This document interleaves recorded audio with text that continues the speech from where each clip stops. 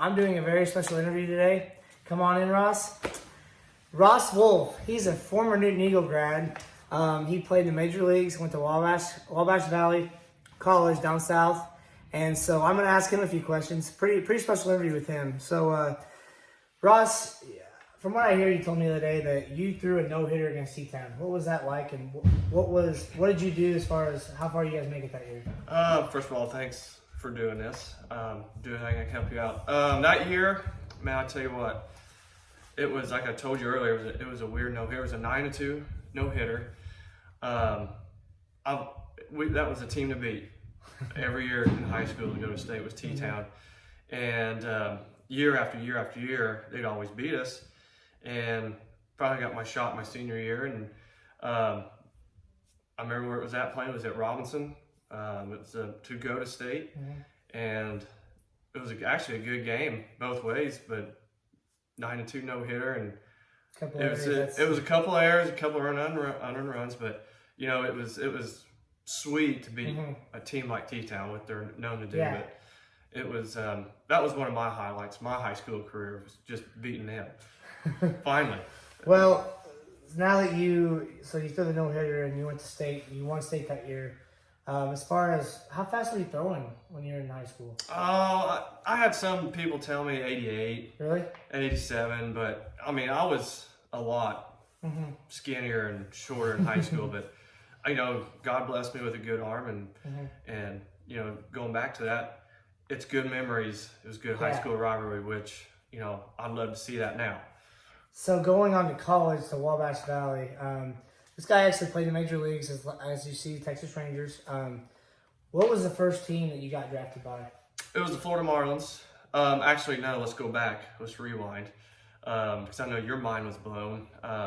It was in 2000. It was 2001. I was in the 47th round by the Montreal Expos. And it's way back. You know, seeing some of these jerseys, you didn't know I played for the Marlins, but they had a whole switch while I was at Wabash Valley. They lost ownership, and so the Marlins took it over, and we called it the Marpos when they joined. The Marpos. Because they still have players from each team, and they just joined them. But yeah, I got drafted. I was drafted and followed by the Montreal Expos in the 47th round, and then I went back in the draft and got drafted in the 18th round my year while I was at Wabash. Oh my gosh. So, who were some of the stars you got to play with in the major leagues? Not just from the Marlins, but from everybody you played with. Some of your favorite memories as far as who you threw against, who you got to play on, whatever, teammates-wise. Oh, well, you can't miss Hall of Famers that you play with. Adrian Beltre was by far. I can't imagine. Strictly a Hall of Famer. It was a pleasure playing with him.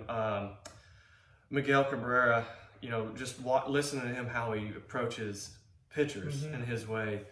You know, watching pitchers I played with, man, some of the best that were in the game. Darvish, you know, learning from Darvish playing for the Cubs now. Darvish playing for the Cubs now. Ben Sheets when I was with the A's. Oh my gosh. There's so many guys that you learn stuff Yeah. and you watch and how they go about their business, and they had a great career. You know, great career. And why did they have a great career? And you know, it was a pleasure. You know, it was an honor doing. That's one thing I would not regret. Who would be, so you got to obviously pitch against some big time batters, but as far as the number one player that you wanted to face, who would that be?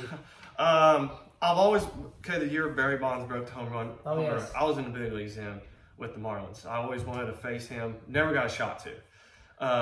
So that's one guy I wish I could just go back and face. But during his reign of home run terror, but there's so many guys, but that's probably number one. So out of all the teams you played for, how many major league teams did you play for? Three in the major leagues. And what was the best experience you had? Oh man, I would say my first big league win, or my debut. You know, it was. Oh, that's something I'll never forget because it's so hard to win. You can ask guys like, man, you can ask Chad Green, you know, Nick Gar, ask those guys. It's so hard to win in the big leagues, you know, and those guys that put 18 to 20 in a year. I mean, I just struggled to get one. It took me my third stint in the big leagues to get my first win, and that was probably the most memorable for me. Yeah. So, kind of talking a little about Chad and Nick. We got another one, Ben Hecht, and then obviously you got some former Glenn Bremer and Brian Schaus. So as far as ranking among those guys, what's it feel like to be a local guy that you were able to at least be a part of this area as far as a major leaguer with them?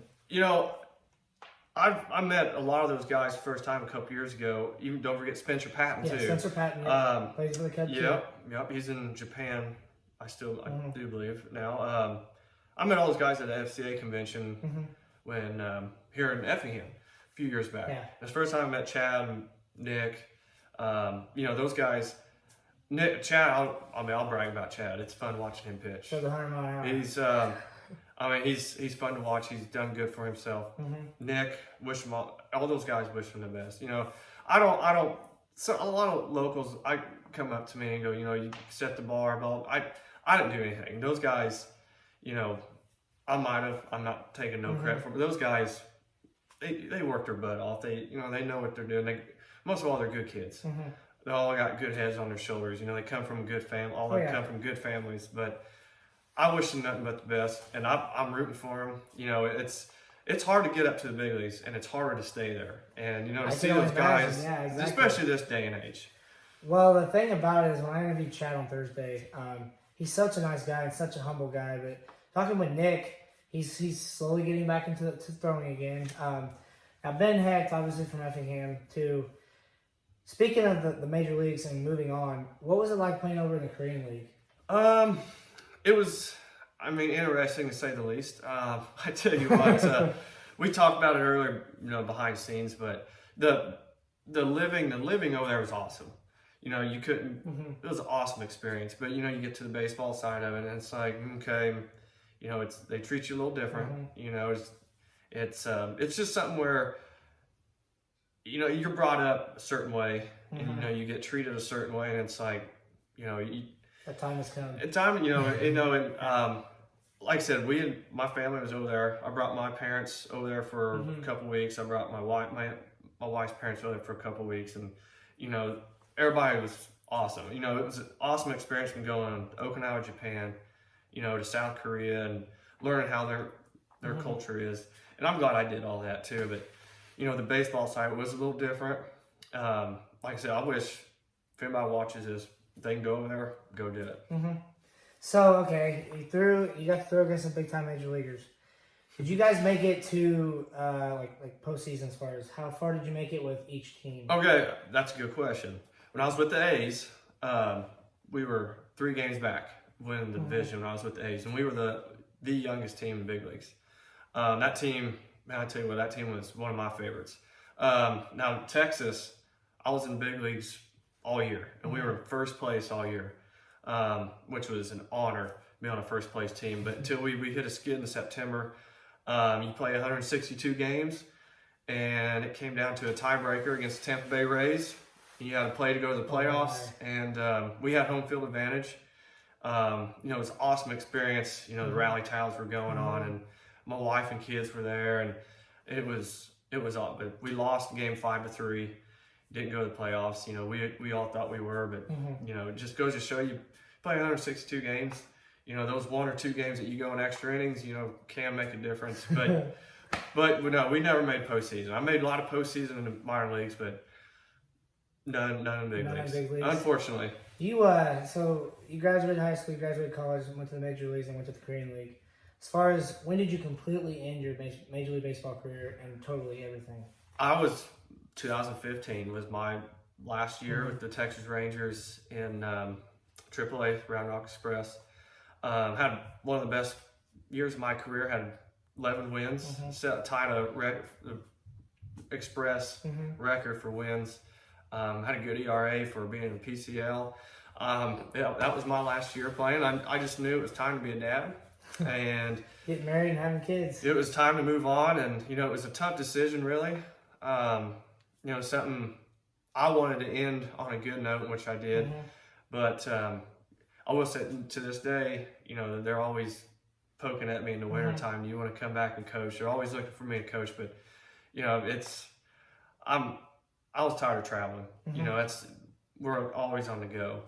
And a lot of people ask me what it's like to be away from your family and this and that. But it was tough, but my time is done, and you know I put 15 years in professionally, and That's a lot of time. It was time. What so you were telling me the other day about, I can relate to this too with country music stars you've met and along the way, and you know people, but also major leaguers.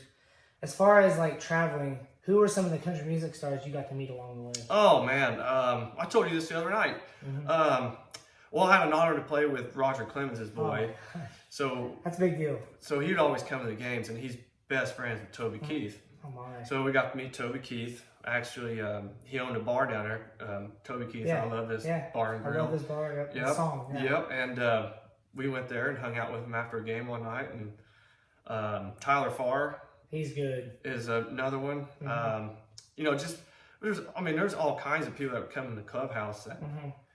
You know, and I wish I got more pictures when I was with the Rangers, because I met George W. Bush. You know, never got a picture with him. You know, just that's impressive. Just the little stuff that everyone nicks at me. You know, behind the scenes, like you know, his Secret Service. You got to meet. You got to meet presidents. You know, you got to meet. My idol growing up was Nolan Ryan.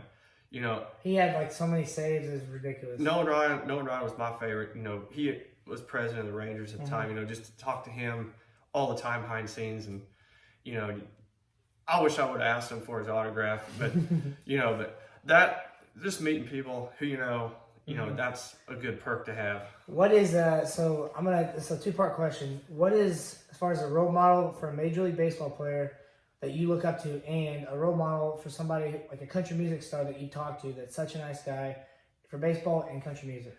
Man, there's so many. I would have to go back to guys who I just recently played with. Joe Nathan was by far a good role model. He's a nice guy. Had his head on straight, worked his tail off, and he had a career like he did. You know, just watch how he goes by his business. You have to remind me of the other half of the question. The music part. As far as music, who is a big role model that you look up to, as far as when you talk to that person, it's like, man, they're such a nice person. You know, Toby Keith was level head. I mean, he sat down and talked to everybody. You know, just not the music stars, the movie stars that would come in. You know, you saw some of my, you know, Kevin Costner. Man, there's so many that you would meet, but you just really don't have time to sit down and talk to them. But the way you got to know them, you know, good people. You know, they're always nice. You know, always hey, you know, if you're in here, we're gonna have a concert here. You know, here's my guy. You know, just little stuff like that. But you know, it pays to work your butt off and have your dreams come true. Oh, you know, it's a big deal. It is a big deal, but you know, I come from hometown Newton, so you know, I was brought. It's a lot smaller area now. A lot smaller area. I mean, it's, you know, Effingham's right down the road, and Dieter. You know, it's good. It's good to see the kids working, like I said, Chad, Nick, Ben Heck. You know, just those guys just working their butts off. You know, Spencer, but it's been a blast. So, I have had the pleasure of, when I talked to my friend, my relation, Matt Mulvey, he actually mentioned Ross Wolf, and I'm like, yeah, I've been meaning to try to interview him, but it's just never worked out because I've been so busy with trying to get other things done. But here in a little bit, I'm going to be posting some video on my YouTube whenever I get this interview posted. There's several jerseys in here, and it's like a man cave down here. Teams he played for, the rosters from major league teams, it's cool. Ross, I appreciate you doing this for me. It's been a pleasure, and I'm glad you came here. And a lot of people ask me, you know, what kind of, you got memorabilia, you know. I've never seen something, like I've seen memorabilia, but seeing Newton Eagles, seeing all these jerseys, it's like just a rude awakening. I'm glad you approached me, and like I said, Tyler does a heck of a job, you know, for the, not just professional wise, just the community. Everybody should thank him for what he does, because he works his tail off too. And I know he's away from home just as much, but he's on the road a lot too. So thank him. Don't thank me. Thank him. I'm trying to help guys out like him. My time's done, but you know, I appreciate you going back down memory lane. Ross, it's been a pleasure. Tyler, thanks, buddy. Thank you.